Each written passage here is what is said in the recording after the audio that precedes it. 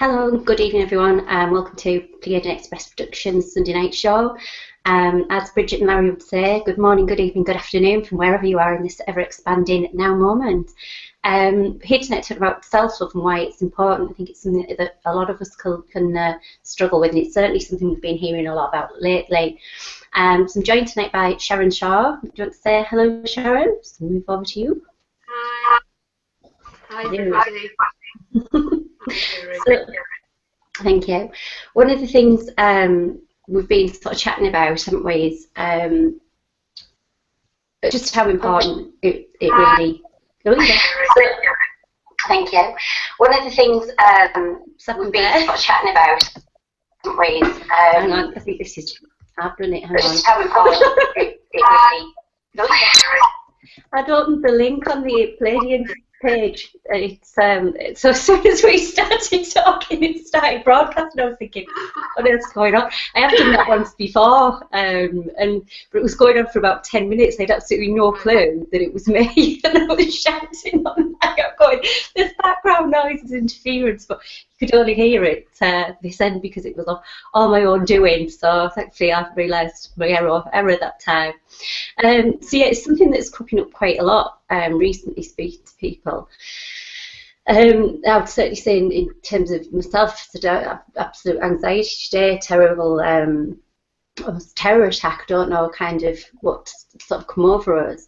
So it probably seemed as good a time as any to be talking about this and things that we can maybe do to try and one of piece. I suppose that's the other end of the spectrum, that you've got from being okay to truly loving yourself, but then there's also the things that we do that are almost signs of self-loathing, or not really loving ourselves as perhaps we should. I know I'm the biggest buggers for that, to be honest.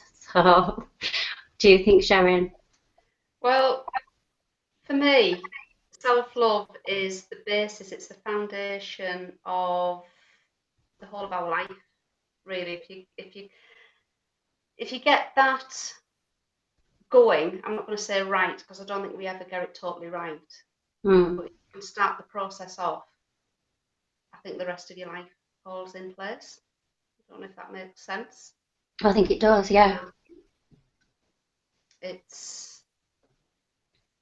We can go into judgment of ourselves, I think, a little bit too much. And if you can't look at yourself in a mirror and look yourself in the eye and accept yourself, then you can't expect it from anybody else. Yeah, I agree. And I think, yeah, no, go on.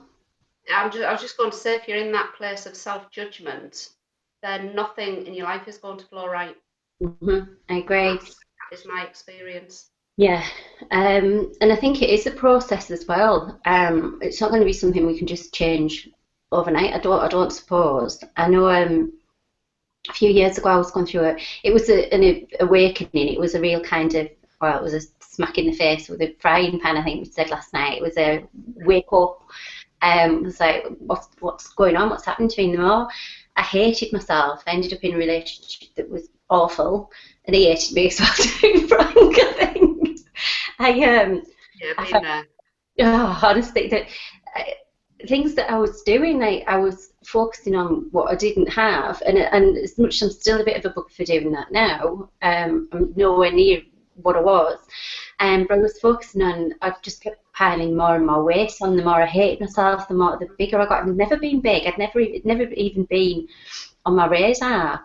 And literally my entire life, the more I hated myself, the more my entire life sort of fell apart. So I'm not at that stage at the moment. Exactly. It's the opposite effects of loving yourself, isn't it? So if you love yourself, everything falls into place and goes right. And if you're in and hating and loathing yourself, then more things in your life are going to be wrong. Yeah.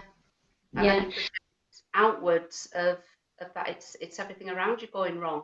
But it isn't. We have to get ourselves right.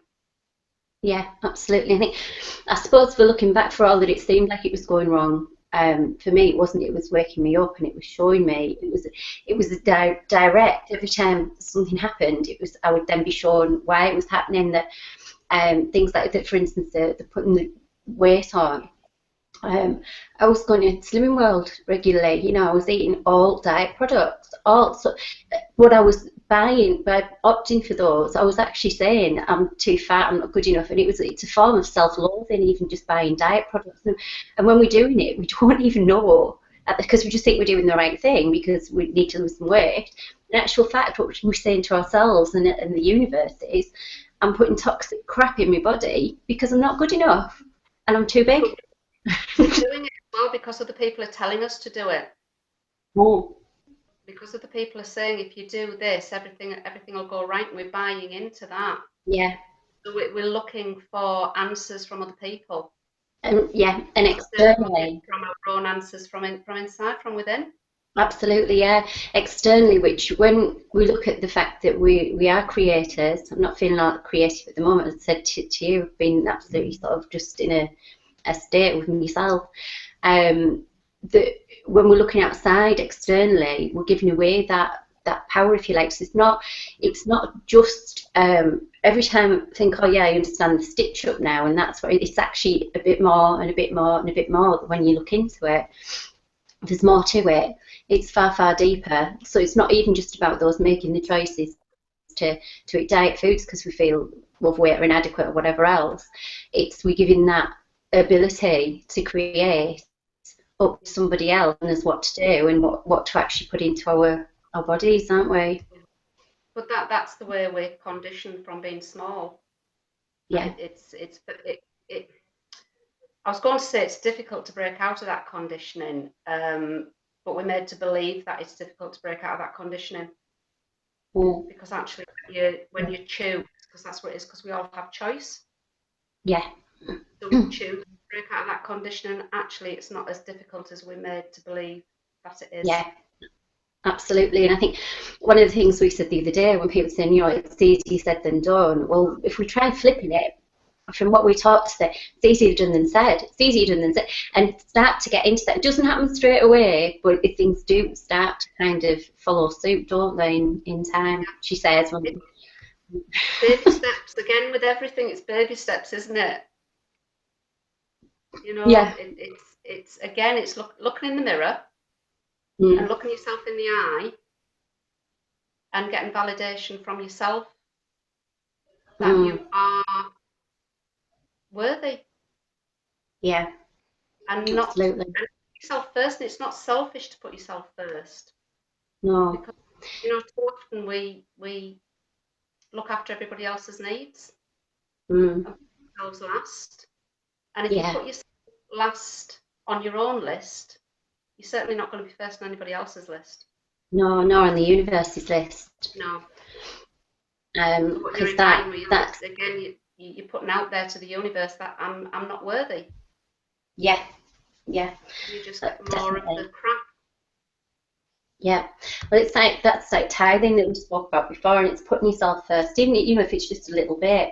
So things like we talked about bills first and see what we've got left over with, where in actual fact, in terms of the universe, we should be putting ourselves first. That's not to say don't pay bills and go and buy, loads of shoes and dresses or whatever. Yeah. But it's a case of it does. But a case of in terms of money-wise, but also energy and priority of what we put first. That if we're not putting ourselves first on some way, shape, or form, you're absolutely right. The universe won't give that back either, because it assumes your rank is where you say it is in terms of your life. Yeah. I think the best example of that is when you're on an aeroplane. Right. You're given all the safety advice, where the air hostess will give you all the safety advice. Yeah. And they always tell you to put the oxygen mask on yourself first. Whether you have children or whatever, you put it on yourself first before dealing with anybody else. That's right. So it's a good yardstick for life. You sort yourself out first, because you can't help anybody else if you're an empty vessel, if you're not seeing to yourself first. Yeah, I mean, I live by myself, and there's just me, so there's not really that many people to prioritise. Only my cat, I suppose, and she insists that she converts a lot of the time. But yeah, that's certainly certainly the case. What was I going to say? Oh, I was going to say something else, but just remembering this. Losing 5 stone was always quite a way to then kind of like your body again. I sort of ballooned up 3.5 stone up to 14 stone. I didn't know what on earth was happening, like I say, but then went down to 9 purely by changing this perception I had of myself and reaffirming things like every day and every way my body gets better and better. And it did, and it's way a bit less than I did to begin with now. So I went down to 9, but I'm back up to like 10 stone now. So it's that to me is perfectly fine and comfortable with that. But yeah, it was an extreme change. Just put it that way. It was extreme when it went up. And I suppose even when I'm saying that I feel terrible, whatever, it's I only need really to remember what I felt like then to give me a bit of a boost, I guess. So, but some of the things that we kind of looked at to see tools that people can use. One of them we mentioned was EFT or tapping. That's something I've used it bits. But I always get a bit confused of what to say and when and things. But actually, my friend, just tap. You don't need to necessarily do the words. Just do the tapping. So that's something you've used. I think that's one of the things that I've found with the EFT, setting the intention statement and what to say. But you're right. You don't have to put it into words. You can just your intention. Yeah, because when they say to do it, they'll say like, "Oh, I'm really unhappy or uncomfortable with whatever, but I'm happy with or I love myself fully and unconditionally," or something like that, isn't it? Which I find that a bit contradiction. Saying I don't like myself and then do like myself. I find that a bit confusing. So I tend just to just do the tapping, and probably more so when I don't even realise that I'm doing it. I don't know if well, one of the things I'll find that I'll do is I'll sit like this, and that's actually accessing some of the actual points, the tapping points. It's also when we're a child, on suck our thumb, that's actually 2 of the pressure points that we're kind of holding there. So it's something that we're actually born with and to know to do. Really, so Just yeah. to what you're talking about, weight though, and self-love. Self-love is about looking at yourself and loving yourself and accepting yourself with all your flaws. No matter whether you think you fit into the accepted shape that you should be, which again is going back to the media, isn't it? Projecting what we're supposed to look like. Yeah. So, but again, accepting yourself with all your flaws, no matter what you look like, and loving yourself. But that doesn't mean to say that you can't change yourself. And it's easier to change yourself once you do accept your flaws and love yourself for the way that you are, rather than saying, well, when I lose 5 stone, I will love myself. Yeah. Because that's, the hard way of doing it, isn't it? Yeah. So if you accept yourself and love yourself first, then you'll find that you can actually deal with the weight in a different way. Absolutely. It's easier. Yeah. For me, I think it's when I'd started learning about obviously law of attraction and that sort of thing, what we think about bring about, but also speaking it into existence, so speaking as if something's already happened, and reaffirming that goes into your subconscious. Obviously, your body picks up on it as well and makes the changes. When you actually realise that that's possible, none of us would ever go under the knife again. I wouldn't have thought, because you can literally pretty much create anything. But we're basically being told all the time by media and magazines and TV and stuff that we should look in a way that's virtually impossible. So people that you see that are so thin, you know, you've got like Cheryl Cole at the moment, that's a major role model or whatever, idol. In actual fact, I haven't seen any pictures of her for a long time, but dreadfully, painfully thin. And then they're still going on about what diet pills and stuff like that she's used. When you know, when you click on, if you're reading a blog or whatever, and they've got all these distractions, look at this and read this, and it's beyond kind of what anybody. It's not. It doesn't even look healthy. So for anybody trying to look like that, it's kind of like, oh. And it's my biggest bugbear is the media. Actually, we have to be a certain way or look a certain way, and that you're not a valid person unless you look like this, or you are this, or you're earning X amount of money. Yeah, yeah, absolutely. In fact, just thinking about it, I've got just a wall on the chimney breast opposite in this room that was kind of my office when I was mortgage advisor, and some of the pictures I put up there are of myself, some of the pictures that are on Facebook, because I've put quite a bit of weight back on. I couldn't really understand. It's your body protecting itself sometimes when you've been through something quite emotional. And so put them back on the wall. And I've dropped just about a stone kind of in absolutely no time. It just literally had to set that intention. In fact, me stressing and saying, oh, I'm all anxious and stressed out and freaking out and stuff is probably quite silly when I realise the changes I have made in my life previously. I've had a practice run at it. And so this should be, that I should be bouncing and running, just not feeling absolutely hysterical and depressed and powerless, really.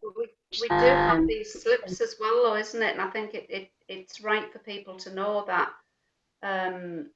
even when we have the tools and we know what we're supposed to do or what we are required to do, we can still slip back. Yeah. For whatever reason, and we need to look at those reasons why we've slipped back and deal with them and get yourself back on track. Because if anybody says that they've nailed it and they've done it all. I thought I'd nailed it, actually, which brings us quite nicely. You what? Sorry. What was that? Sorry, I missed that. We broke up a little bit then. Yeah, it was a bit funny. I said if anybody claims to have nailed it, that they haven't. Nobody has. No. We all slip back into old ways. We have to recenter ourselves. I just didn't hear what your reply to that was, Jerry. Sorry. I was just getting going with it, actually, because that brings me nicely into a number of things actually to tie in together. So I've gone through my whole episode of sort of 2009, 2010, 11, where I found all these things. There was I'd freak out about money would run away, things would break. I was constantly thinking how big I was. I got bigger. Literally everything I thought about, I brought about, but it seemed to be all of the negative stuff. So by 2012, I started a job with a different company, and I'd written out, I'm so happy and grateful now that, and I'm working this, I'm doing this, making this much money. And I found that the other day. I've got a folder that I've kept anything that's remotely significant in terms of universal law and things that I've done. I keep them in this folder, and I went back to it and I thought, bloody hell, yeah, that actually all came exactly as I'd stated it. So turns all this round. By June 2013, down 9 stone, earning plenty of money, bought the car of my dreams, everything's going swimmingly, fantastically, comes back, works my backside off again, literally working 18 hours a day. I was probably doing 13 hours and 5 hours correcting my own mistakes as things got, because the harder I worked, the harder I had to work. So this was kind of being shown to me at that point as well. So the more I worked, literally, the harder I had to work to earn the same sort of money. I was just like, this is sort of ridiculous, but it was clicking into place. I could understand what was kind of happening. October 2013, I went on holiday. I did a bit of a retreat, really, just constantly on audios, videos, YouTube, all of universal law, and how I could keep developing and keep going. And one of the tools that I used, which we talked about earlier, was Ho'oponopono. Yeah, I sat by the pool. But just sat watching this. I'll put the link for it actually in the description underneath. And just tears streaming down my face, absolutely, just streaming. Very powerful, very powerful. Incredibly powerful, and I should use it more actually. And I know there's people that said to me they've used it to heal their own depression and all sorts of things. That it's stopping from being so hard on ourselves really. So yeah, I kind of I sat there and the sun went in and it was about 4 or 5 o'clock in the afternoon. I was in Turkey and the sun wouldn't usually go until sort of 8 or something like that. Oh, that's strange. And I went in, I thought, oh, I'll go back upstairs. And I had to go to the loo, and it's basically the whole cleansing thing. Not only did it do it emotionally and obviously the tears and everything, I'm surprised I didn't lose 5 stone then. Honestly, but was absolutely just like literally letting shit go, I suppose. Yeah. Everything just went. But it does happen like that, doesn't it? But it's quite amazing actually how it can clear through the whole body. How did we get so lucky to be talking about this subject? I remember watching, because you're quite big on access consciousness, aren't you? And I remember watching things like Dr. Dane talking about your body and how your body can communicate with it. And I just thought it was the most ridiculous thing I'd ever heard. Just completely crazy. I think it was about 2012 or 13. I can't remember being 13. He's saying you can ask your body if it wants a strawberry, and if it leans forward, it does. If it leans back, it doesn't. If it goes to the side, it's not really bothered. Either or. So yeah, I remember watching that. I think it was absolutely crazy. But I admit it's rare that I've asked my body what it does or doesn't want, because I know what the answer's going to be most of the time. Yeah, you've got to be prepared, to get to receive the answer and act upon it if you wish to. You don't necessarily have to, but if you're going to ask the question, then you've got to go with the answer, really, haven't you? Yeah, absolutely. Yeah. I think a couple of other things I was going to just thinking there. I've got apple cider vinegar and honey here with me. Spring water. I got a spring water cooler in 2011. Good. That's what I'm on at the minute. Yeah. Yeah, it's lovely, and you can really tell in my skin and stuff that since I've been drinking it. With spring water, that's another thing. When I piled the weight on, I was drinking 2 litres of tap water every day, and it really wasn't good for me. So one of the things, that's another part of essentially the stitch up, isn't it? That if we're drinking water with lots of toxins and chemicals in, it's making it more difficult for your body to process and more difficult for your body to function really. And it's another form, even if we don't know that we're doing it, it's another form of not really sort of loving ourselves completely, because it's not putting in. I mean, says the biggest wine drinker on the planet, but I'm not drinking wine. I drink water. I've actually cut back on massively on wine, because it doesn't seem to be serving me anymore, unfortunately. So. It is good. We do need to drink, and I certainly notice a difference if I go through a day and I can't get my quota of water into me. Considering that we are, what is it, 2/3? About 70%. So if you're going to process things, you need to be flushing through your system. You need to keep hydrating and flushing through your system. And I use filtered water. Just filtered? Pardon? No, just filtered. I don't know if the filters take as much out as the could really. No, but I use filtered water. I do drink spring water as well. Yeah. And boiled water as well, because that does help to purify it as well. And I also cleanse my water myself. Right. Yes. We're all capable. You don't have to be a healer to cleanse your own water. Yeah.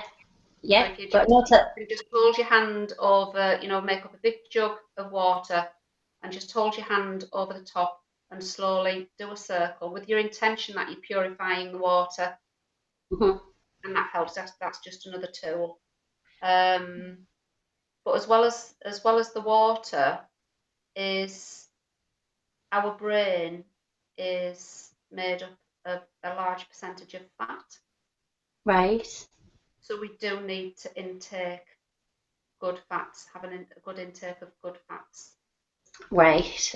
Okay. And having said that, having talked about good fats, there isn't really any bad fats. No. All the research that they did on the animal fats being bad and raising your cholesterol was based on flawed data. Right. So there's also the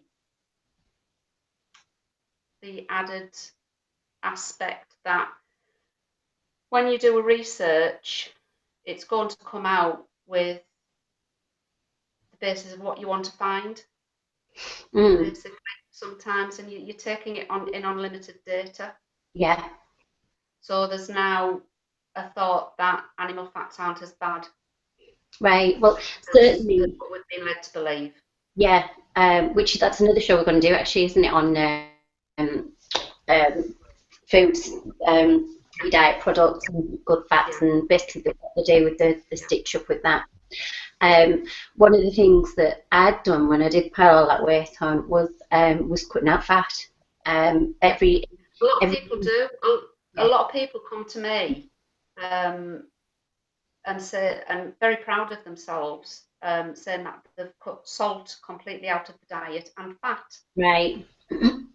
and you know, hooray to the media, because that's what they've made people believe. Yeah, absolutely. So the media is very powerful, and it's very hard to turn around people's belief system on that, because the media says that salt's bad and fat's bad, so they believe it.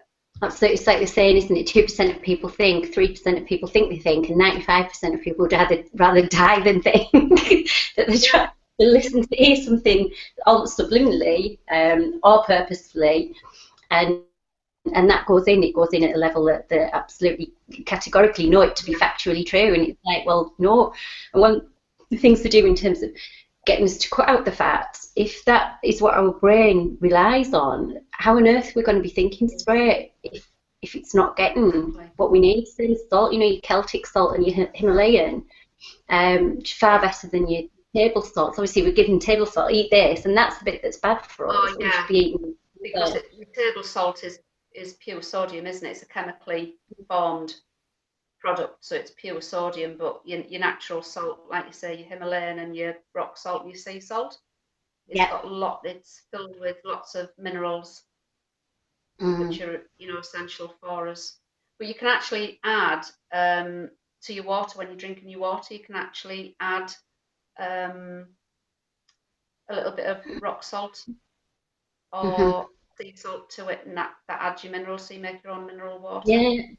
So, a lot of people have got distillers actually that said that they put Himalayan salt in because that kind of replenishes the minerals that I don't think there'll be any minerals in it to start with, to be totally honest. With tap water, I don't know. It's just full of nasties, I think.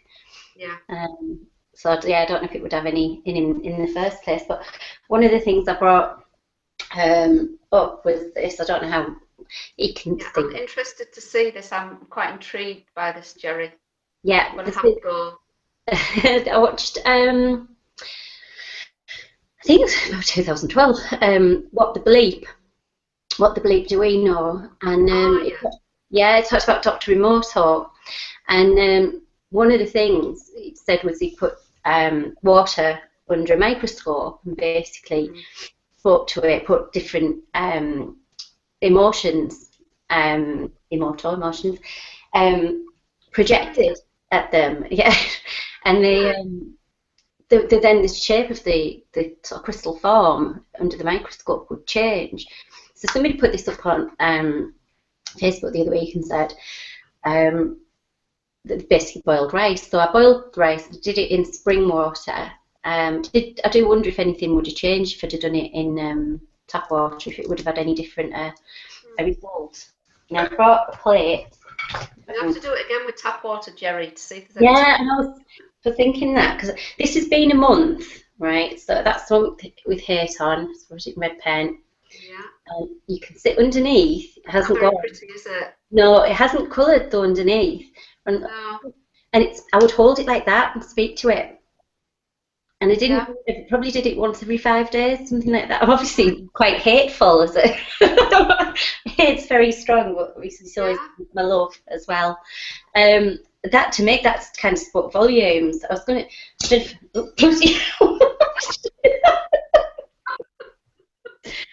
It's spurting out love at you, Jerry. There you go. Right, so that's 36 completely. It's still white. Right. There's barely a speck in it. You have this for me tea, I think. No, I wouldn't go that far. No. I was going to pour that out to show. Just. Oof. Oh dear. It smells. I'm so glad I can't smell that. Yeah. I didn't expect that. I was just going to pour it onto the plate so you could see it with this one, but this one doesn't smell. But that one, knocked me out. Knocked my socks off. No, it was really strong. I'm definitely going to have a go of that. Yeah, I think a couple of people did it and they got the results with the other way around, which is a bit surprising. But yeah, I mean that was really sort of spoke volumes, and I think as well, if I'm sort of doubting what I can or can't do in life, then perhaps I'm being a bit silly. Well, that's what I was just thinking about that actually, because that sort of to me that one that you showered with love.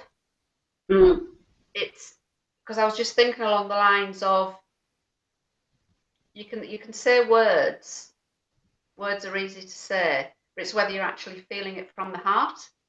Yes. Right. So that to me is a good test of whether what you're sending is truly coming from your heart. Yeah, which that is the bit.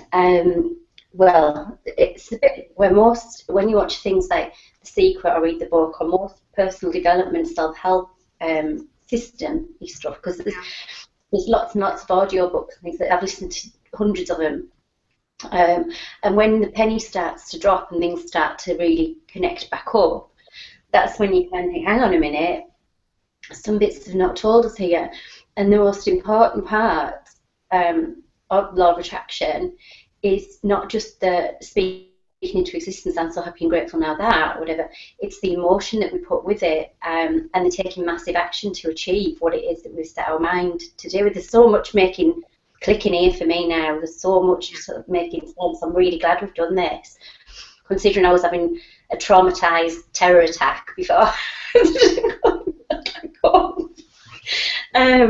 That's really, really making, so even when I'd first started using it, I would write out, and this was relating to my income, my earnings. I'd write out, I'm happy and grateful now that, but my emotion, my vibration about income, money and stuff like it was way off, because I had to believe it was after the financial crash that people would say was 2008. It was 2007 for me, because I was at the coal face doing as a mortgage advisor, and that's basically why they did it that time around, and why they'll do it next time. So it's to put us all in a vibration that we detest wealth, and it makes us all more and more poor, because we push it away. It's our energy. They created it in our energy.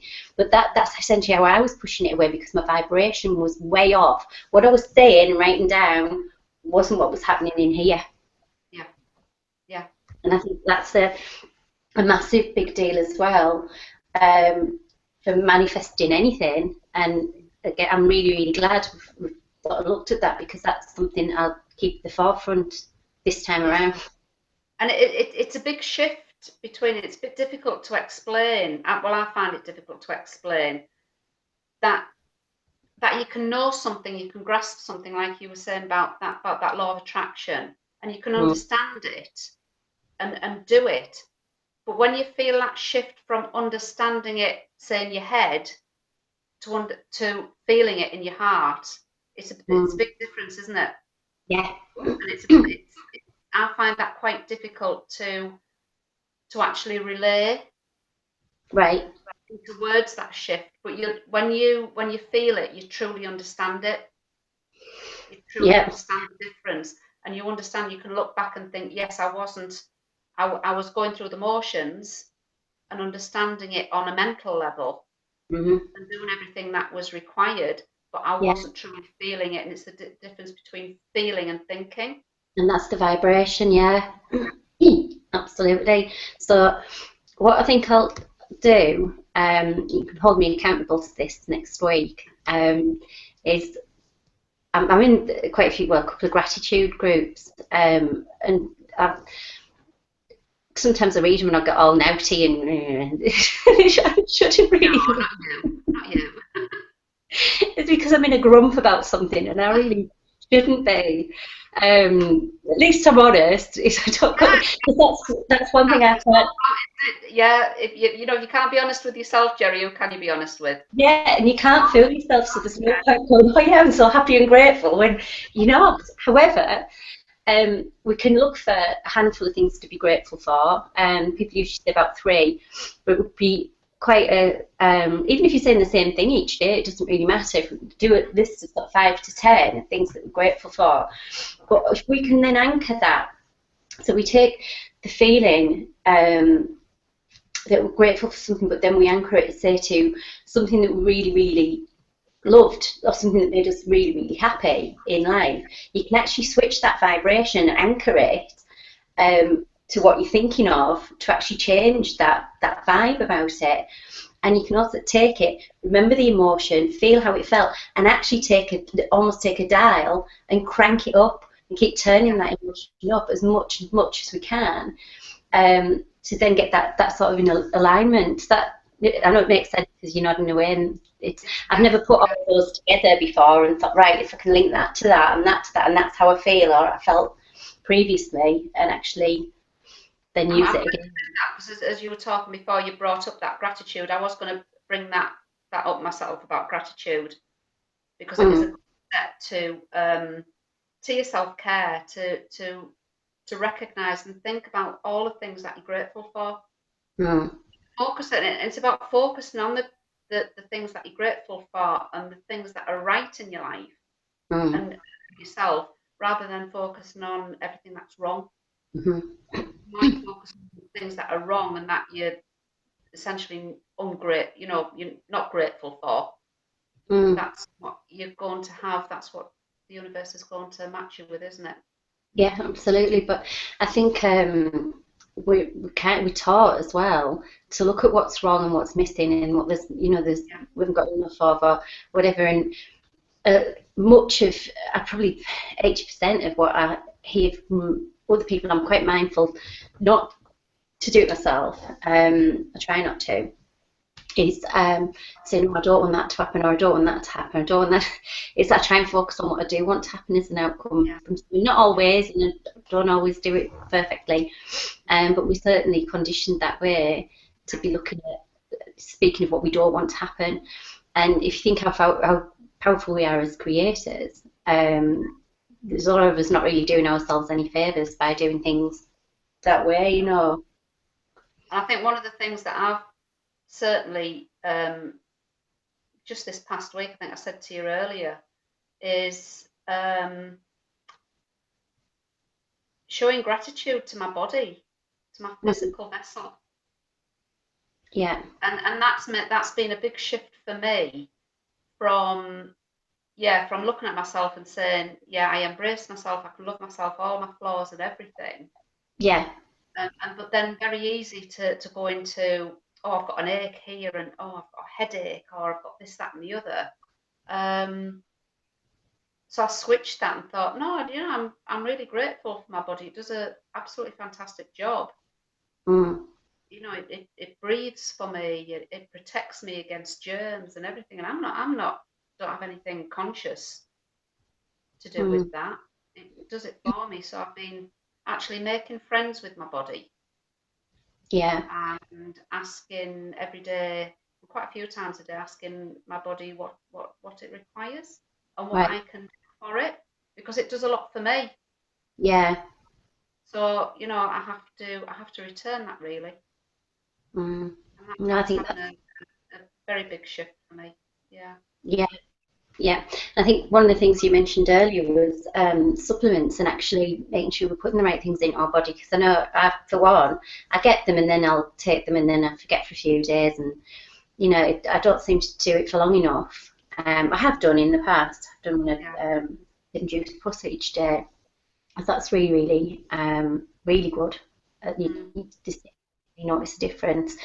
So need to get back on that. The magnesium, which you mentioned, that keeps us balanced. Also speaking, being grateful, yeah, like you said, but also the actual remembrance of self-love, instead of thinking, oh, I hate that about myself, or oh, just change it to what we're grateful for. That actually will start to manifest and change as well. The body actually follows suit. But whatever we're focusing on is what the body will kind of create, if you like. Mm. Yeah. It Yeah. is about being mindful. It can be very easy to slip into bad habits and to forget. And you're talking about forgetting, like to take supplements, because I'm a bit like that. I'll start off really well and take them every day, and then you just have to miss one day, and then you've missed 2 days and 3 days. But that's the same with being mindful about things. You know, you can maybe forget one day, and then straight away you're back into that habit of not doing it. Yeah. But it's bringing yourself back and being mindful and remembering to use the tools that we have.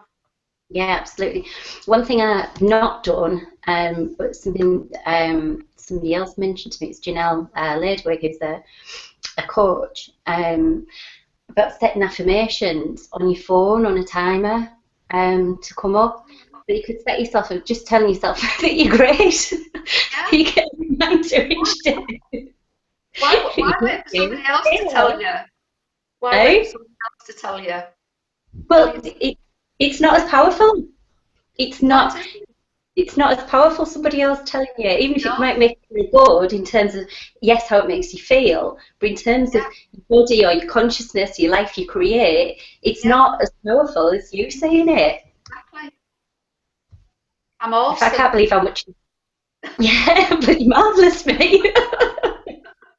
Yeah, there's quite a lot, not the penny drop, but the pound dropping at the moment, thinking, right, okay, this is things to certainly remember. I think the other thing that we get caught up on, I was listening to something the other day, and it said about, like, when we're at school and we get something marked with a big red cross, you're wrong, that's the wrong answer.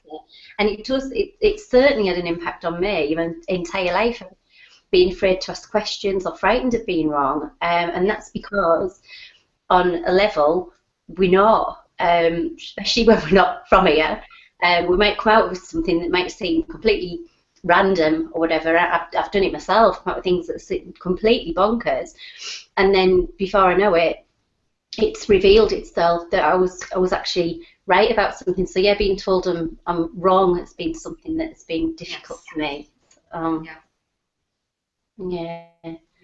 Something that so it's about getting okay with feeling,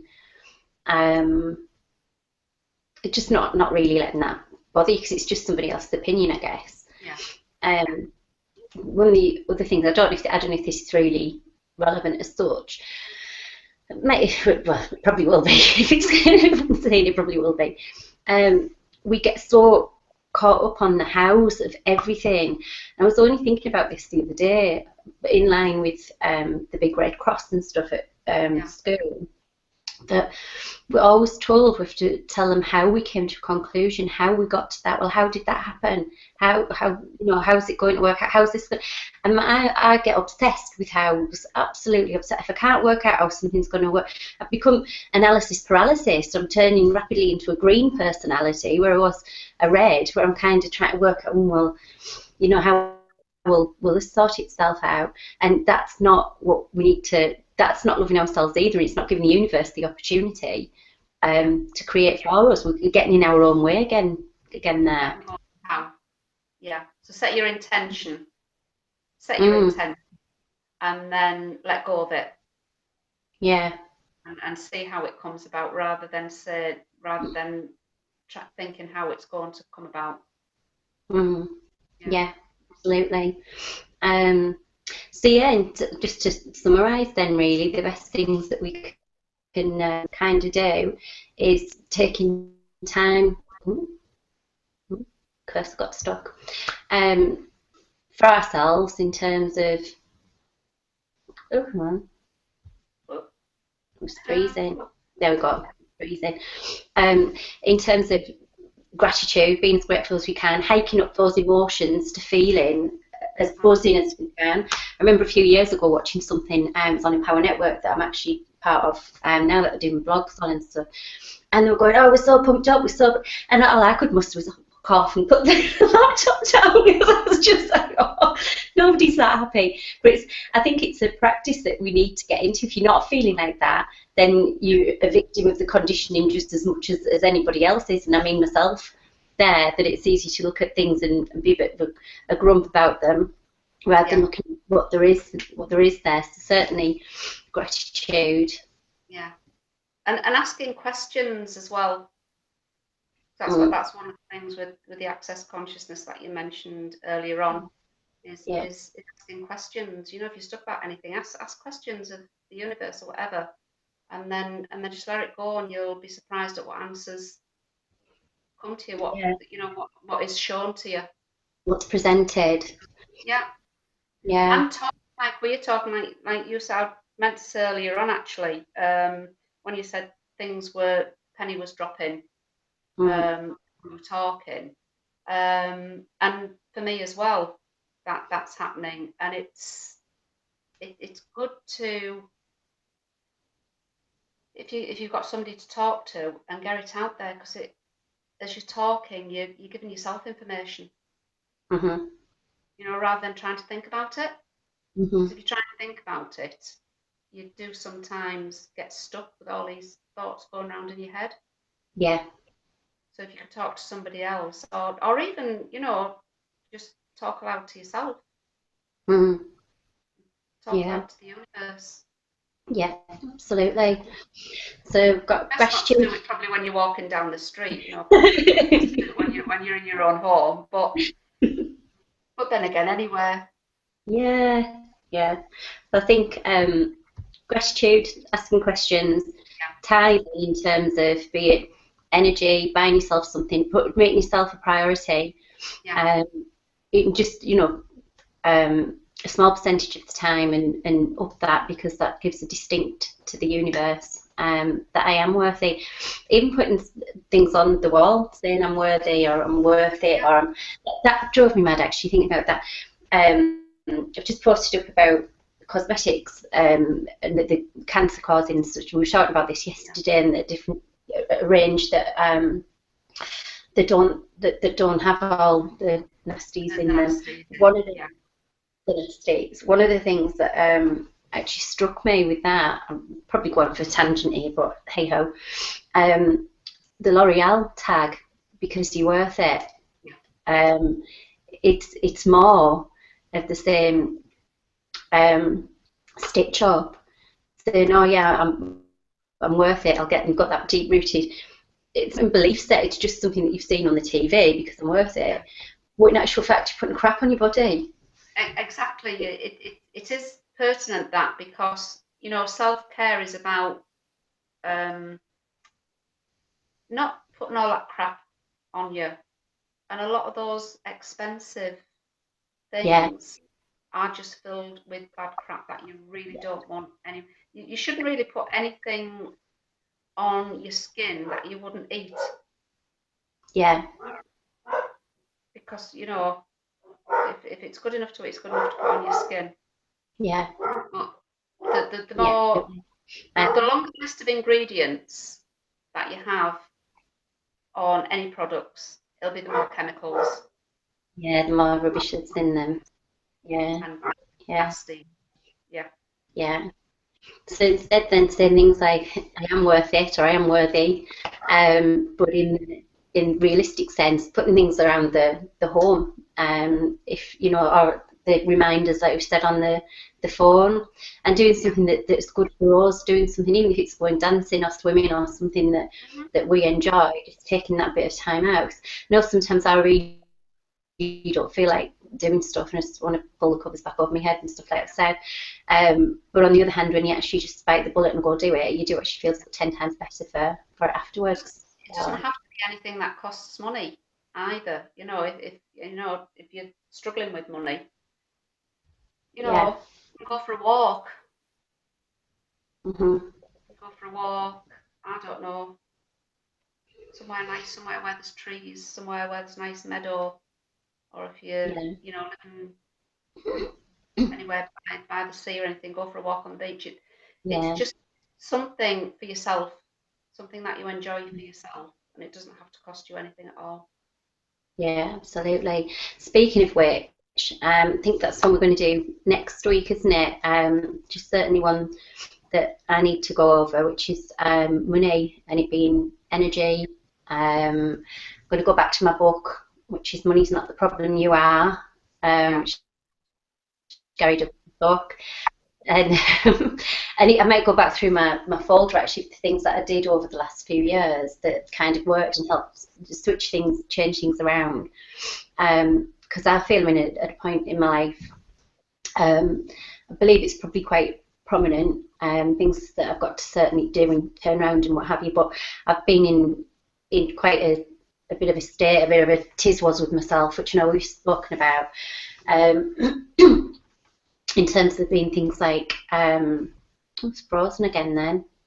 Am I freezing for you or just for me? A little bit, but I can still hear you. All right. In terms of upgrades and things, there's a lot of energies being fired at the earth now, but I think you know a little bit more about that than I do. It's just there's times that my body just feels like a lead weight. And I can't even function. I've literally got to put just some meditation music on and just completely try and zone out and just let it happen, because the likelihood of actually being able to do much more. Again, it comes down to self-care, doesn't it, Jerry? If that's what you feel you need to do. Yeah. Then, you know, if you do feel like just climbing back into bed, then do it. I know there's probably people screaming saying, "No, we have to go to work." Yeah. You know, yeah, self-care. If you haven't got the energy and you just, you know, and you need to rest, then, you know, if you can do it, you're able to do it, do it. Well, that's another topic that we're covering. I don't know if you us two, I don't know what's going to happen with that yet, but the future of work and what that's actually going to look like as people move into doing more of what they love. And it's also the reason behind the credit crunch crash, whatever you want to call it, last time, and the next one that they're still hiking up to. Thought they would have pulled the plug by now, but no, could be next year really by the look of it. We thought 2015-16, but there's certainly the hiking it as big as it can go. So it's going to take a lot of work on the mindset for lots of us, and also as we move into different times, there'll be things like people doing what love energy work right through to sort of network marketing, that then if somebody's working or they're not, they've got a residual income coming in, that we're no longer selling our hours for money, our precious hours of our lives, I guess, on here, that we should be come to us to create, we need to look at different ways to earn off, to create our money. Yeah, because at the moment the game's rigged and it's not in our favour, so it's going to take a lot of turning around potentially. So, but I hope we've covered quite a few things there. I think we've covered some good sort of tools to use. Ho'oponopono, tapping, get boiling some rice up. Questions. Yeah. And loving yourself. Yeah. Yeah. Yeah, I do wonder if I've had a bit of an issue with that, if it's been a bit of not just tiredness, but kind of an unworthiness. And we do, I don't know if the Pleiadians or Arcturians would say the same, but for me, we have like glass ceilings. Everybody has glass ceilings, which is belief sets that we've got to get past. As Pleiadians, we think we have cement blocks, that things are so heavy that you've got to absolutely push through them. And one of those things can be that you've come so far and gotten to be, I am all right, I have turned my life around, and then all of a sudden, smack, and you've got to do it. It's almost like you've got to 10x it and come back bigger and stronger. If you don't do that, then you're not going to be able to achieve the challenges that are further down the line. It's like the butterfly with the chrysalis that I was talking about. I'd read a story in somebody's blog where she said the caterpillar was only just getting strong, it had gone to goo, it was only just getting strong enough to be the butterfly, and somebody cut the chrysalis open to help it, but it never formed the strength in the legs and wings that then meant it would be able to take off and fly and become, you know, the beauty that it was supposed to be. So we do get some big that process of fighting its way out. Yeah. Yeah, absolutely. We do seem to get some real biggies. Yeah, I think when you're going through what you were going through, and a lot of people are going through, I think at the minute, is bear in mind that you're not going backwards. That each time you push through, you know, like you're feeling like this, you're not going backwards.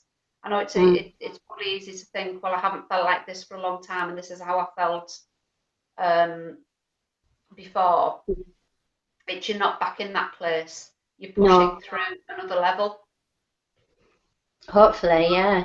So you're still moving up. You're just feeling that pressure of pushing through another level. Yeah. To move over. Yeah, absolutely. I think you're not going back over. So, well, I hope not. Certainly.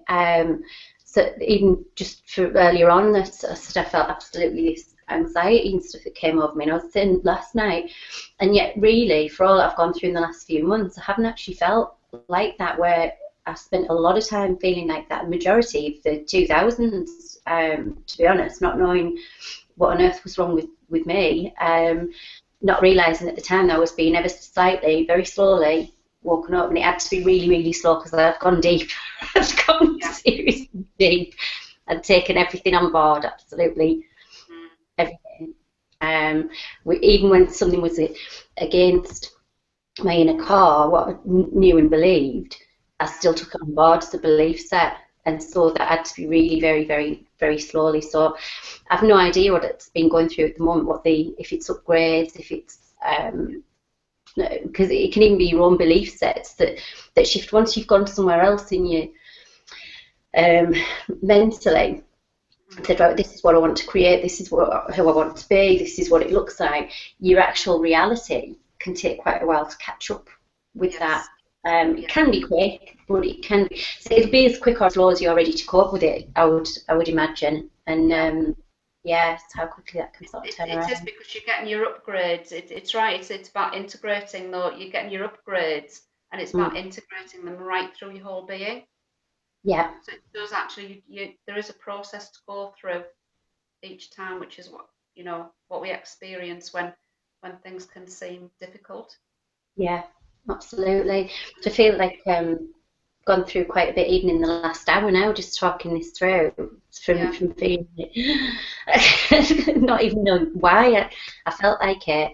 It's like that when I put the TV on last night as well.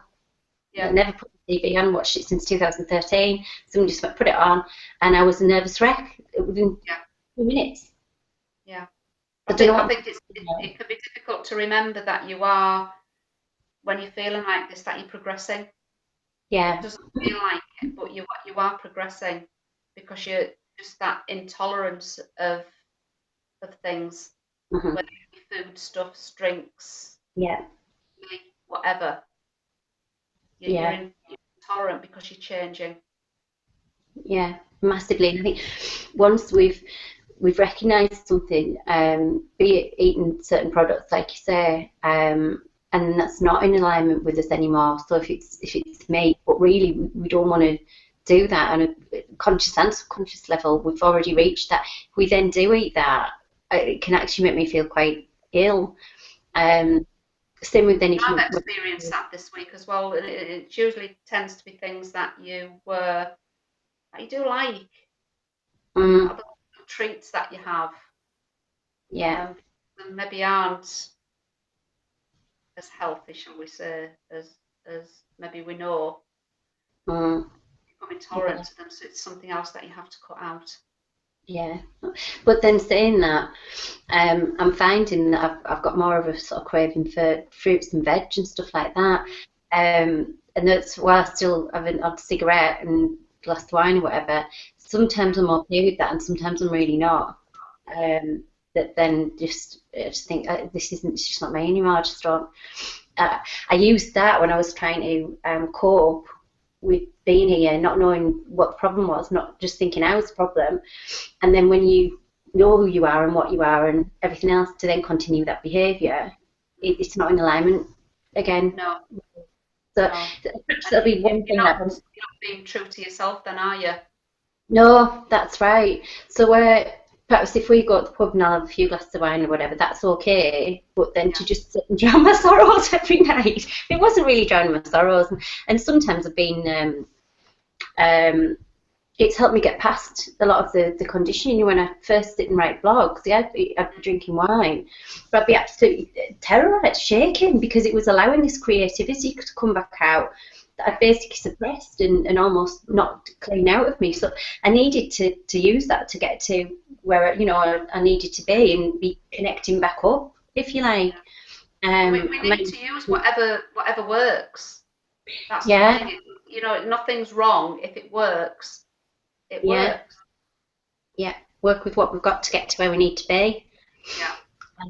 Which goes the same for other things as well. Yeah. So, but we'll wrap it up now. Yeah. We'll say bye and I'll hit the stop broadcast, but I'll still be here. Right.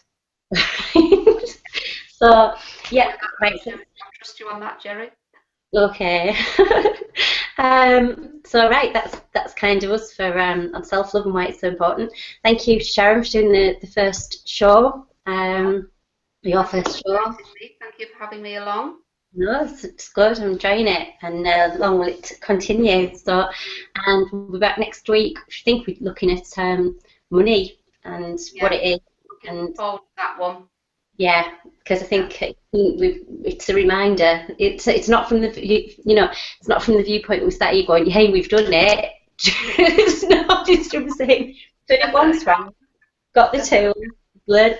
So you know what we learned, eh? This is helping us as well.